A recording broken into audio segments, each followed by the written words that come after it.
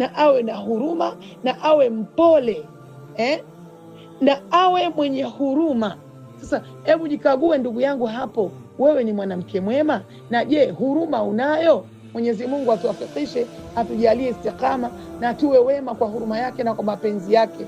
Na lengo la kukumbushana haya, tunaambiana hivi, maana mashehe wamejitahidi, wametulingania sana, madai wengi wametulingania sana, lakini tunashindwa sisi kujitambua. Sasa tunaona tupite baadhi ya njia mbalimbali, lengo tujitambue, tuwe wanawake wema, tuwaige wanawake wema, kina mama Khadija radhiallahu anha, kina Bi Aisha radhiallahu anha. Tunatakiwa tuwaige wanawake wema, kina Bi Asia.